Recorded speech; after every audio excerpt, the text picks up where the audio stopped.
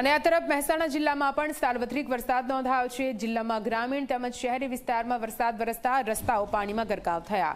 સતલાસણામાં 1 inch જેટલો વરસાદ થયો છે, જ્યારે ખેરાલુમાં 1.5 ઇંચ વરસાદ, વિજાપુરમાં 6 ઇંચ વરસાદ, કડીમાં પણ 2 ઇંચ વરસાદ નોંધાયો છે।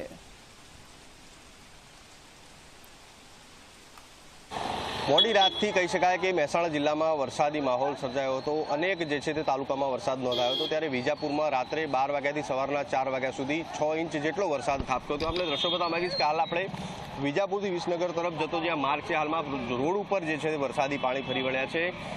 6 ઇંચ વરસાદ વરસતાની સાથે અનેક જે છે તે નીચાણવાળા વિસ્તારોમાં પાણી ભરાયા હતા। હાલમાં તો કેટલીક જગ્યાએ પાણી ઓસરી ગયા છે, પરંતુ આ જે વિજાપુરથી વિસનગર તરફ જે આ જતો માર્ગ છે ત્યાં આગળ હાલમાં પાણી જોવા મળ્યું છે। એક તરફના માર્ગમાં હાલમાં પાણી ભરાઈ જતા અન્ય તરફ જે છે તે એક જ માર્ગ ઉપર વાહન ચાલકો અવરજવર કર્યા છે। સાથે સાથે હું આપને બાજુના દ્રશ્યો પણ બતાવવાનો પ્રયત્ન કરીશ કે બાજુમાં જે છે તે કેટલાક નાના અને કાચા મકાનો છે, એ મકાનોની અંદર પણ કહી શકાય કે ત્યાં પાણી ભરાવાના કારણે હાલમાં જે લોકો જે રહેણાંક વિસ્તાર છે જ્યાં લોકો રહેતા હતા તેમને પણ ભારે મુશ્કેલીનો સામનો કરવો પડ્યો છે। એટલે હાલમાં 6 ઇંચ વરસાદ વરસતા ક્યાંક ખેડૂતોમાં તો ખુશીની લહેર જોવા મળી રહી છે। ચોમાસું જે એમના વાવેતરને તો જીવનદાન મળશે, પરંતુ કેટલાક વિસ્તારોમાં જે પાણી ભરાવાના કારણે પારાવાર જે છે તે સ્થાનિક લોકોને મુશ્કેલીનો સામનો કરવો પડી રહ્યો છે। હજુ પણ જે છે તે સમય વીત્યા છતાં આ રોડ ઉપર હજુ પાણી નથી ઓસર્યા। કેટલાક જે વિસ્તારો હતા ત્યાં પાણી ઓસરી ગયા છે, પરંતુ હાલમાં 6 ઇંચ વરસાદ વરસતાની સાથે જ કેટલાક વિસ્તારોમાં હજુ પણ જે છે વરસાદી પાણી જોવા મળી રહ્યા છે। તેજસ દવે, ઝી મીડિયા,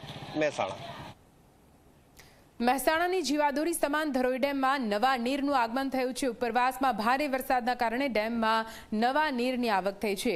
ભરપૂર પાણીની આવક ધરોઈ ડેમમાં 59,166 ક્યુસેક પાણીની આવક થઈ છે।